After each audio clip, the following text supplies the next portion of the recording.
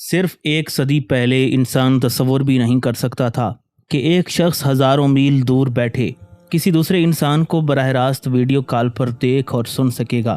لیکن اگر میں آپ سے کہوں کہ قرآن مجید فرقان حمید نے آج سے 1400 سال پہلے ہی ایسی حیران کن ٹیکنالوجی کی طرف اشارہ کر دیا تھا تو کیا آپ یقین کریں گے؟ اور بات صرف ویڈیو کالز تک محدود نہیں۔ سوچئے آج کا انسان جو ہوائی جہازوں میں بیٹھ کر گھنٹوں میں براعظموں کا سفر طے کرتا ہے، وہ ماضی میں ایک ناقابل یقین خواب تھا، مگر قرآن مجید نے پر لگانے اور بادلوں کے بیچ سفر کرنے جیسی تعبیرات کے ذریعے ان سفری ترقیوں کی طرف صدیوں پہلے ہی اشارہ کر دیا تھا۔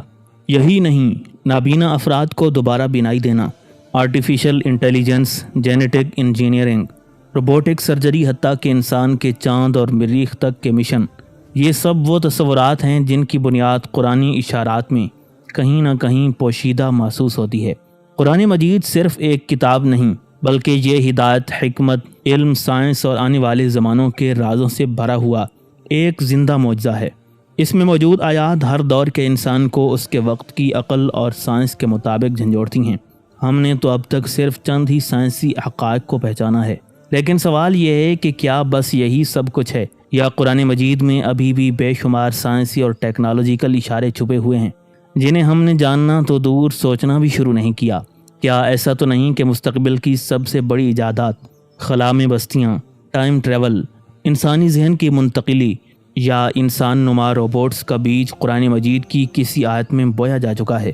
تو آئیے ہم ایک ایک کر کے ان آیات پر غور کرتے ہیں اور تلاش کرتے ہیں وہ راز جو شاید مستقبل کی سب سے انقلابی ٹیکنالوجیز کے اشارے اپنے اندر سموئے بیٹھے ہیں۔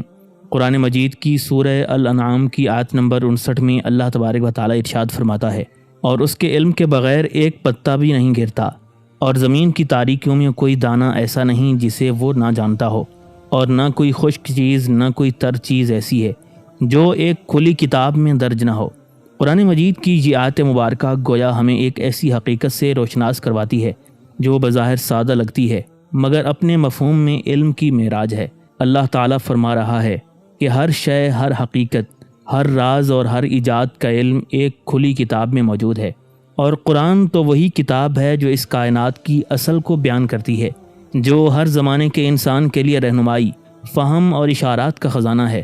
مگر قرآن مجید ہر چیز کا ذکر نام لے کر نہیں کرتا، بلکہ وہ اصولوں، خلاصوں اور اشاروں کے ذریعے ہمیں غور و فکر کی دعوت دیتا ہے۔ عظیم اسلامی مفکر اور مفسر امام بدیع الزمان سعید نورسی فرماتے ہیں، قرآن مجید اپنے بیانیہ انداز میں سائنسی اور ٹیکنالوجی کے کئی رازوں کو انبیاء کرام علیہم السلام کے معجزات کے ذریعے اشاراتی طور پر بیان کرتا ہے، اور ان معجزات میں اللہ تعالیٰ نے انسانیت کو یہ پیغام دیا ہے کہ وہ ایک دن علم، تجربہ اور جد و جہد سے ان حیران کن چیزوں کو حقیقت میں بدل دیں گے۔ یعنی قرآن مجید صرف ماضی کی بات نہیں کرتا، بلکہ مستقبل کا نقشہ بھی کھینچتا ہے۔ وہ معجزات جو انبیاء کرام علیہم السلام کے ہاتھوں ظہور پذیر ہوئے، محض وقتی کرامات نہیں تھے، بلکہ انسانی ترقی کی آخری حد تک پہنچنے کے امکانات کا آئینہ بھی تھے۔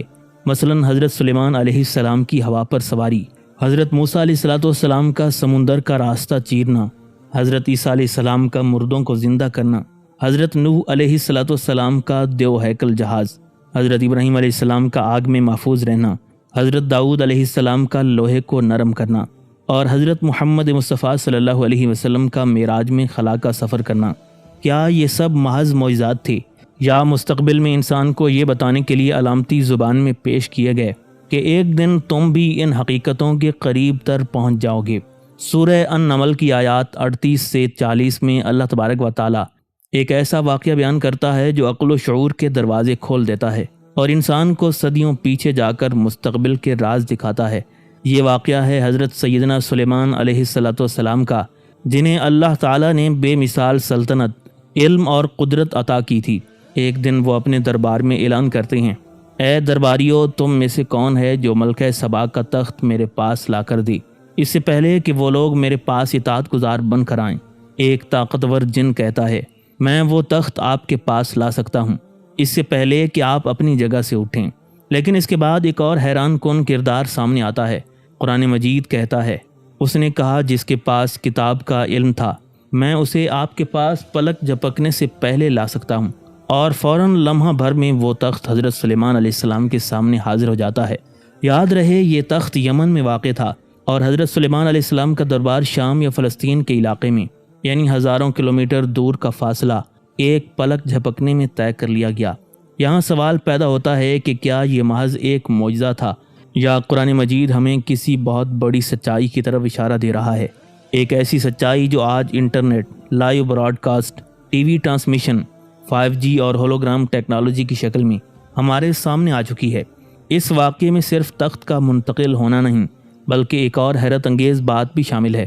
قرآن مجید یہ بیان کرتا ہے کہ تخت کے آس پاس موجود افراد کو دیکھا اور سنا بھی جا رہا تھا، یعنی ویژول اینڈ آڈیو فیڈ، بالکل ویسی ہی جیسے آج ہم لائیو CCTV، براڈ کاسٹ یا ویڈیو کالنگ میں دیکھتے ہیں۔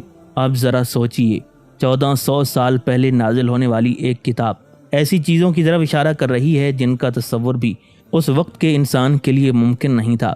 ایک چیز کی لمحوں میں منتقلی، دور دراز مقامات کی براہ راست آڈیو اور ویڈیو جھلک، علم کی طاقت سے نہ کہ طاقتور جسمانی قوت سے، اور سب کچھ ایک حقیقی تاریخی واقعے کی صورت میں۔ کیا یہ سب کچھ حیران کن حد تک آج کی ڈیجیٹل دنیا سے مشابہ نہیں؟ کیا یہ واقعہ ہمیں یہ بتانے کے لیے کافی نہیں کہ قرآن مجید صرف ماضی کا قصہ نہیں بلکہ مستقبل کا بھی نقشہ ہے؟ اور سب سے اہم بات، ایسی باتیں کسی عام انسان کے کلام میں نہیں ہو سکتیں۔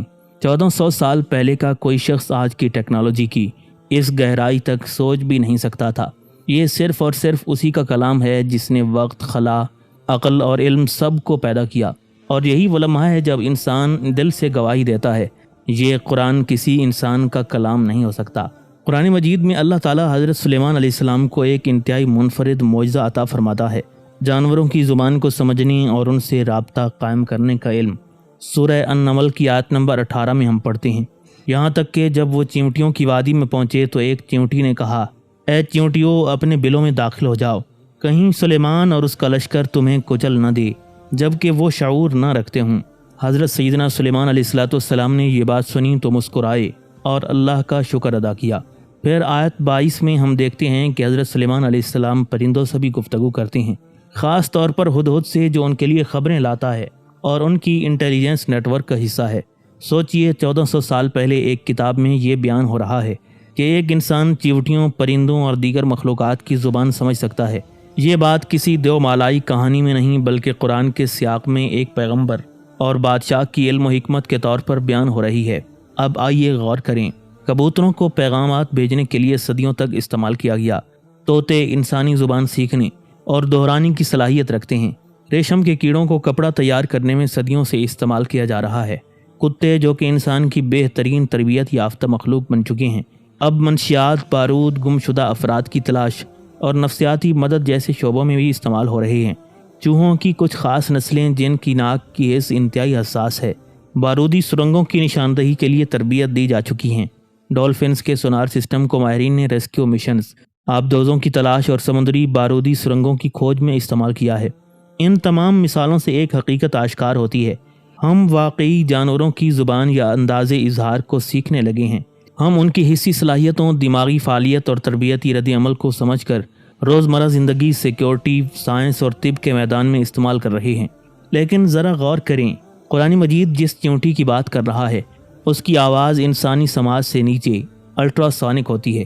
پھر حضرت سلیمان علیہ السلام کا اسے سمجھنا اور مسکرانا یہ ظاہر کرتا ہے کہ یا تو انہیں اللہ نے براہ راست سمعی بصیرت دی تھی، یا پھر یہ ایک ایسا سائنسی راز ہے جو آج ہمیں الٹرا ساؤنڈ، سونار اور فریکوینسی ریڈنگ جیسے علوم میں دکھائی دیتا ہے۔ اس کا مطلب یہ ہوا کہ قرآن مجید ہمیں یہ سکھا رہا ہے کہ کائنات میں کوئی مخلوق ایسی نہیں جس سے سیکھا نہ جا سکے۔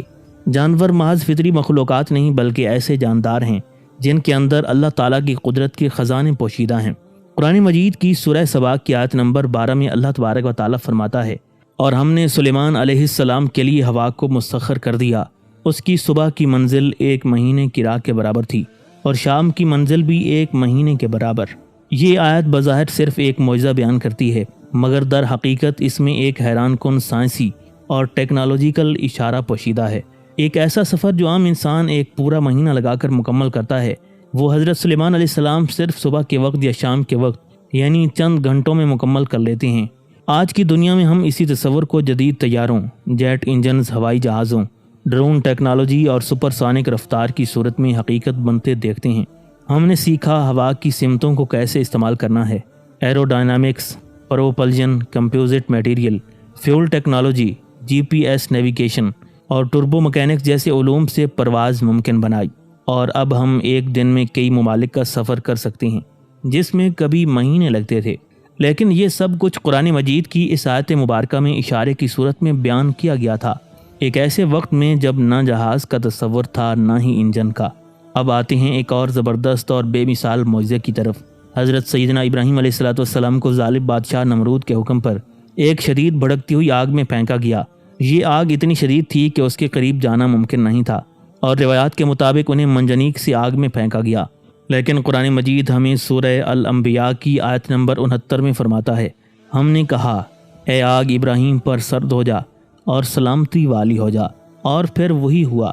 آگ جو ہر چیز کو جلا کر راکھ کر دیتی ہے، حضرت ابراہیم علیہ السلام کے جسم کو نہیں جلا سکی، نہ ان کے کپڑے نہ ان کا بال بھی جھلسا۔ یہ بلا شبہ خالص معجزہ تھا، مگر کیا یہاں بھی اللہ تعالیٰ نے انسان کو مستقبل کا ایک اشارہ نہیں دیا؟ آج ہم جانتے ہیں کہ آگ سے بچاؤ کے لیے انسان نے کیسی ترقی کی۔ سن 1950 میں فائبر بیسڈ کپڑوں پر تحقیق شروع ہوئی۔ سن 1960 میں فائر ریزسٹنس میٹیریل کیولر اور نومیکس بنائے گئے۔ نومیکس تقریباً 370 ڈگری سینٹی گریڈ تک ٹمپریچر برداشت کر سکتا ہے۔ کیولر تقریباً 450 ڈگری سیلسیس پر اپنا سٹرکچر قائم رکھتا ہے۔ اب یہ کپڑے fire fighters, pilots, space suits اور ملٹری آپریشنز میں استعمال ہوتے ہیں۔ انسان نے یہ سبق قرآن کے اشارے سے نہیں سیکھا، شاید نہیں، لیکن وہی اشارے قرآن میں پہلے ہی موجود تھے، اور آج ہمیں ان اشاروں کی اصل معنویت سمجھ آ رہی ہے۔ قرآن مجید کی سورہ بقرہ میں ایک ایسا منظر بیان کیا گیا ہے جو انسانی عقل کو چونکا دینے کے لیے کافی ہے۔